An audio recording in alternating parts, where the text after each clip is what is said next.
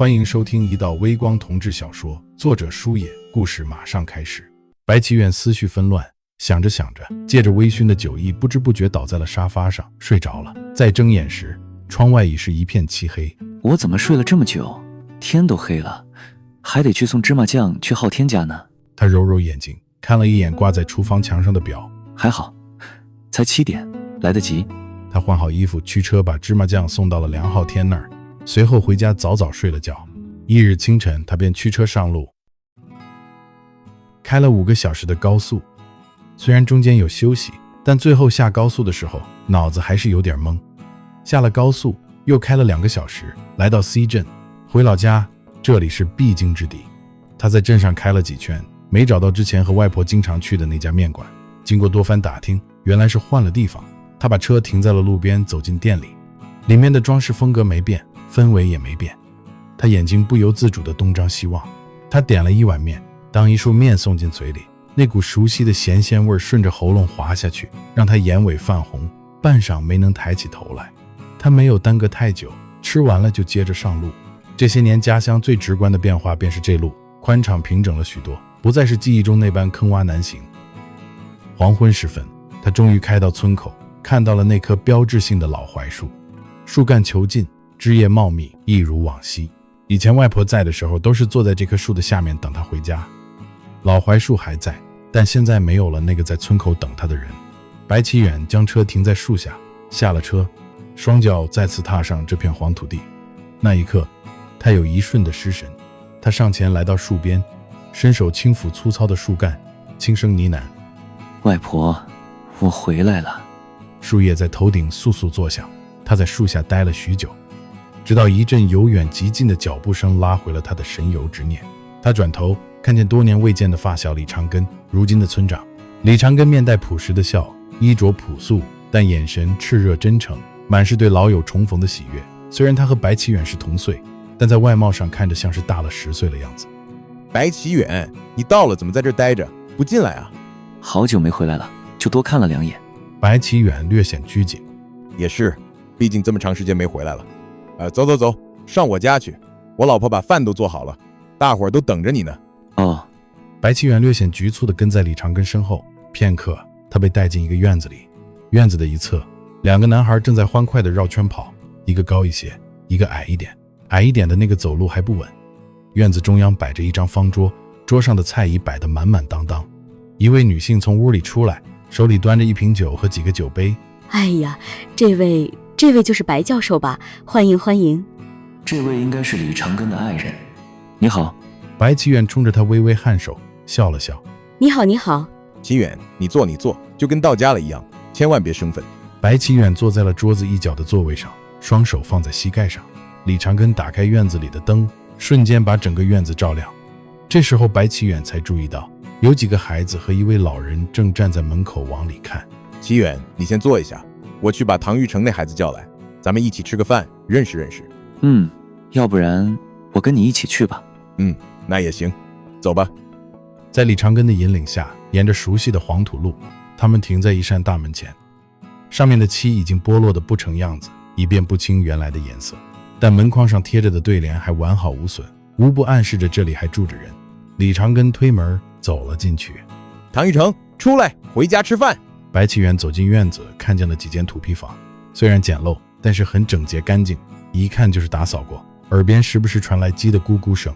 哦，我来了，长根叔。只见迎上来的青年眼神清澈，留着清爽的寸头。他穿着极其朴素，一件干净但平平无奇的衬衫和一条长裤。唐玉成看到白祈远愣了一下。这位就是白教授，你就叫祈远叔吧。祈远叔，你好。青年嗓音异常沉稳，他比白祈远想象中的还要高大一些，即使自己已经是1.8米的个头，但他好像还能再高个半头。他身材挺拔，带着山野里特有的力量感。你好。白祈远温和地点头。来，先回家吃饭，走走走。说着，李长根拽着2个人就往家走。等他们回到家，院中的餐桌旁已经坐着一个人。那个人看到他们进来，站了起来。王强老师，你来的正好，给你介绍，这是白教授。紧接着，李长根转头看着白祈远介绍道：“这是王强，我们村里唯一的老师。”2人颔首示意。吃饭的时候，桌子周围坐了一圈人，非常热闹。主要是李长根、王强和白启远他们3个在聊天，其中白启远听的时候居多。聊天的过程中，他能感到桌子对面的一双乌黑透亮的眼睛正毫不掩饰地审视着自己。当谈话内容涉及唐玉成时，白启远下意识看向他，唐玉成很大方地朝他笑了笑。这孩子眼神很直率，一点也没有畏畏缩缩的样子。这件事你还记得呢？怎么可能忘？那时候咱们多穷啊，现在日子好了些，但目前还是没有脱掉穷困的帽子。你这个村长当得不容易。白启远由衷地说道。我倒是没什么，就是希望咱们村多出几个像你这样的人才。白启远摆了摆手。启远，你千万别谦虚，你是我们村的骄傲。说着，李长根竖起了大拇指。来来来，启远、王强，干一杯！白启远一手端着酒劝道。长根，你慢点喝。今天太高兴了，就让我喝个痛快吧。平时我老婆管得我可严了，你来了，她才批准让我多喝几杯。李长根嘿嘿笑着，他老婆狠拍了一下李长根的后背，李长根呲牙咧嘴，疼得够呛。满院子的大人小孩都笑开了花。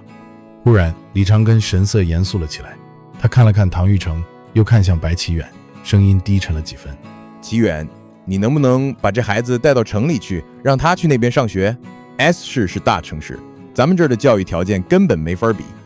这孩子就像庄稼一样，庄稼长得好不好，跟这地关系太大了。如果你把玉成带到城市里去，让他接受更好的教育，将来绝对前途无量，对你来说也是功德一件。你觉得呢？李长根把心里最想问的问题抛出来了，但其实心里七上八下。他真的担心白启远会拒绝，他眼神里满是期待与忐忑。白启远思忖了一下，说：我对村子有感情，如果我能为村里做点事，义不容辞。李长根脸面红润，抬手拍了拍白启远的肩膀，他这拍的力度不小，白启远手中的酒都洒了出来。哎呀，不愧是一起长大的兄弟，就是不一样。你这么说，我就踏实下来了。李长根转头对唐玉成喊道：听见了没有，玉成？你齐远叔答应收下你了，还愣着干什么？还不赶快出来给你齐远叔磕几个响头啊！说着，他抬手往白启远跟前指了指。这孩子愣了呱唧的。唐玉成心领神会，上前一步，膝盖重重地跪在地上，那声音听着就疼。以后你得听你齐远叔的话，听见没有？在唐玉成的脑门磕在地上之前，白启远赶紧起身拦住了他。好了好了，我明白了，快起来吧。